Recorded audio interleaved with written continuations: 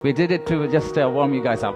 So, কানে headset, চোখে চশমা, পরনে স্যুট বুট, পুরোদস্তুর প্রফেশনাল ব্যক্তিত্ব বজায় রেখে স্টেজে উঠেছিলেন বাংলাদেশ বিনিয়োগ উন্নয়ন কর্তৃপক্ষ বিডার নির্বাহী চেয়ারম্যান আশিক চৌধুরী। শুরুতেই সবাইকে শুভ সকাল জানিয়ে হাসি মুখে কথা শুরু করেন আশিক। এরপর থেকে তার সাবলীল ভঙ্গি, কথাবার্তা, ইংরেজি ভাষার উপরে সূক্ষ্ম দক্ষতা সবই যেন মুগ্ধ করার মতো। এক বিনিয়োগ সামিটের প্রেজেন্টেশনেই সবাইকে নিজের দক্ষতা চোখে আঙ্গুল দিয়ে দেখিয়ে দিয়েছেন আশিক চৌধুরী। দেশজুড়ে সারা জাগানো এদিন বাংলাদেশকে বিনিয়োগকারীদের সামনে এমনভাবে উপস্থিত করেছেন যা আগে কখনো দেখা যায়নি। তিনি পুরো প্রেজেন্টেশনের কোথায় বাংলাদেশকে ছোট করে দেখার সুযোগ করে দেননি, বরং দেশের সকল ভুল ত্রুটির পাশাপাশি কত ধরনের উন্নতির সুযোগ থাকতে পারে সবই তিনি স্পষ্টভাবে বর্ণনা দিয়েছেন। বিদেশি বিনিয়োগকারীদের সামনে তাদের সুবিধার্থে আশিক পুরো বক্তব্যই ইংরেজি ভাষায় দিয়েছেন।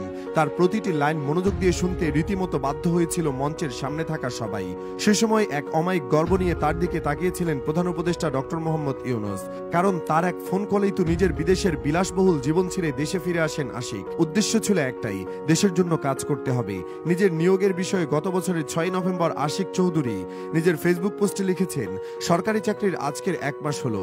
সেপ্টেম্বরের মাঝামাঝি এক দুপুরে প্রফেসর ইউনূস হঠাৎ ফোন করে বললেন, আশিক, দেশের মানুষের সেবা করার সুযোগ পাওয়া গেছে, আসবা নাকি?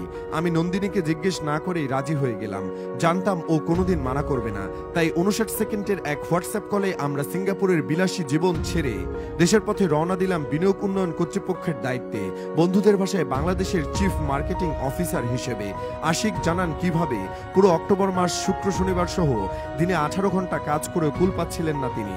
প্রায় 250 সিইও ব্যবসায়ীদের সঙ্গে কথা বলে তাদের অবস্থার সমস্যা এবং কারণ বোঝার জন্য নিরলসভাবে কাজ করে যাচ্ছেন বিডা চেয়ারম্যান। কারণ হিসেবে আশিক লিখেছেন, ফেল করা যাবে না, আমরা জনগণের সরকার, তাই প্রত্যাশা অনেকটা জাতীয় ক্রিকেট দলের মতো। সবাই চায় আমরা জিতি, কিন্তু পরের বলটা একটু খারাপ হলে সবাই হা হা করে ওঠে। Team selection, bowler selection, field setting এসব নিয়ে নানা সমালোচনা।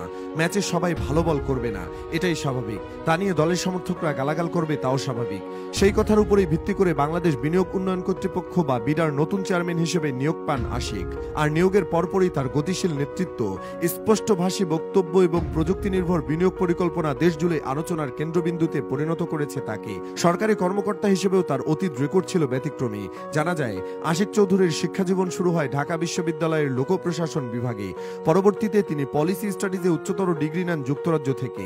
কর্মজীবন শুরু করেন জনপ্রশাসন ক্যাডারে যোগ দিয়ে। তিনি পরিকল্পনা কমিশন, পররাষ্ট্র মন্ত্রণালয় এবং একাধিক উন্নয়ন প্রকল্পের নেতৃত্ব দিয়েছেন। তার ঝুলিতে রয়েছে ওয়ার্ল্ড ব্যাংক ও এডিবির সাথে যৌথ প্রকল্প বাস্তবায়নের অভিজ্ঞতা। বিডা চেয়ারম্যান হিসেবে তার প্রথম পদক্ষেপ ছিল একটি ডিজিটাল ইনভেস্টমেন্ট পোর্টাল চালু করা, যেখানে বিনিয়োগকারীরা ঘরে বসে লাইসেন্স, অনুমোদন ও পরামর্শ নিতে পারছেন। এর ফলে বিনিয়োগ জটিলতা কমে গেছে এবং বিদেশি বিনিয়োগকারীদের আগ্রহ বেড়েছে। বিনিয়োগ বান্ধব পরিবেশ গড়ার পাশাপাশি তিনি দুর্নীতিমুক্ত প্রশাসন ও তরুণ উদ্যোক্তাদের প্রশিক্ষণকেও প্রাধান্য দিচ্ছেন। বিশেষ করে দেশের উত্তরাঞ্চলে কৃষি ও পরিবেশ সহনশীল শিল্পের উন্নয়নে তার উদ্যোগ প্রশংসিত। আশিক চৌধুরী এখন শুধু একজন আমলা নন, বরং এক নতুন প্রজন্মের অনুপ্রেরণা হয়ে উঠেছেন, যিনি দক্ষতা, স্বচ্ছতা ও ভবিষ্যৎমুখী চিন্তার মাধ্যমে বদলে দিতে চান দেশের বিনিয়োগ খাতকে।